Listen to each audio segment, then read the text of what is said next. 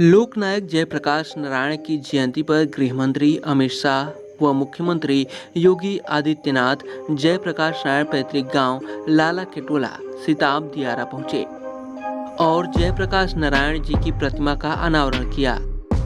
वहीं विशाल जनसभा को संबोधित करते हुए सीएम योगी आदित्यनाथ ने कहा कि आजादी की लड़ाई में जयप्रकाश नारायण की विशेष योगदान रहा। महात्मा गांधी जी की हर लड़ाई में जयप्रकाश नारायण जी मौजूद रहे। सत्ता के मोह से दूर उस समय की सरकारें लोकतंत्र को कुचलने का काम किया।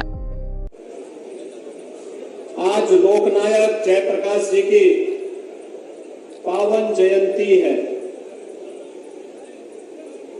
संपूर्ण क्रांति का नारा देकर के भारत के लोकतंत्र को उनके नेतृत्व में बचाने के लिए जो कार्यक्रम प्रारंभ हुआ था, मैं इस महान स्वतंत्रता संग्राम सेनानी लोकनायक जयप्रकाश जी को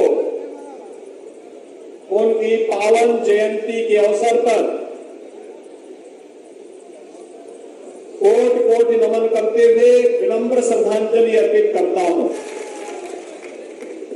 भाइयों बहनों, हम सब जानते हैं कि मां गंगा और मां सरयू का आशीर्वाद इस पूरे क्षेत्र को निरंतर प्राप्त होता है। दुनिया की सबसे उर्वरा भूमि होने के साथ ही प्रतिवर्ष बाढ़ जैसी त्रासदियों का सामना करने के बावजूद जो जुझारूपन इस क्षेत्र के और इस भूमि में जुड़े हुए लोगों के अंदर देखने को मिलता है, उसने यहां के लोगों के जज्बे को अलग ही बनाया है। और यही कारण है कि आजादी की लड़ाई में बढ़ चढ़ करके भाग लेना राष्ट्रपिता महात्मा गांधी के नेतृत्व में चले पूरे आंदोलन का पग पग पर सहयोग बिहार के अंदर प्राप्त होता रहा।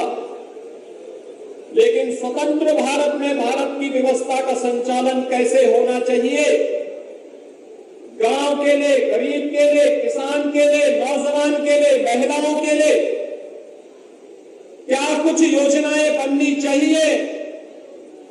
भले ही उस समय की सरकार ने कुछ कार्य किया हो और योजना बनाने में विफल रही हो, लेकिन सरकार से बाहर रह करके जिन महापुरुषों ने इन पर स्वस्थ चिंतन को आगे बढ़ाया था, लोकनायक जयप्रकाश नारायण जी और पंडित दीनदयाल उपाध्याय जी, डॉक्टर राम मनोहर लोहिया जी जैसे महापुरुष उस समय भी इस क्रांति के लोगों को स्वतंत्र भारत के अंदर अपने चिंतन के माध्यम से आगे बढ़ाने का कार्य कर रहे थे। वहीं गृह मंत्री अमित शाह ने जनसभा को संबोधित करते हुए विरोधियों पर जमकर निशाना साधा और कहा कि सत्ता के लिए जेपी के विचारों को बलि दिया गया।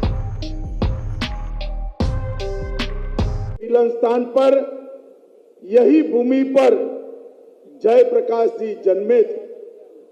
जयप्रकाश जी का जीवन अनेक मानों में विशिष्ट प्रकार का रहा।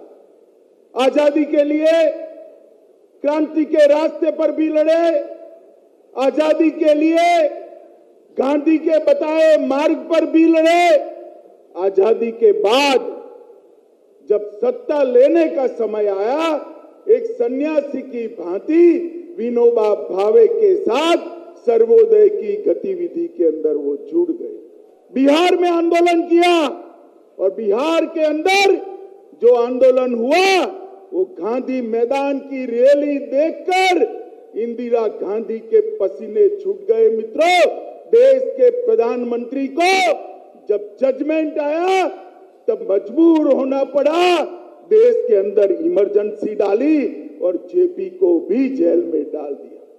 देश के विपक्ष के कई नेताओं को जेल में डाला।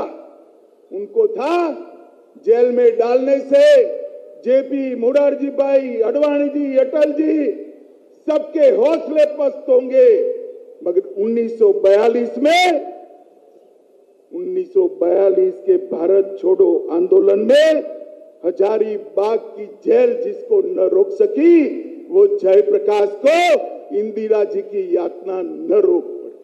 जब इमरजेंसी उठी, जेपी ने पूरे विपक्ष को एक किया और उसके बाद देश में पहली गैर कांग्रेसी सरकार बनाने का काम मित्रों जयप्रकाश नारायण ने किया। उस वक्त पहली बार जेपी ने जनसंघ को भी साथ में लिया और सत्ता के बाहर रहकर परिवर्तन किस प्रकार से किया जा सकता है उसका उत्कृष्ट उदाहरण अगर किसी ने दिया मित्रों तो जयप्रकाश नारायण ने दिया। यूपी 60 न्यूज के लिए बलिया से अमित कुमार की रिपोर्ट।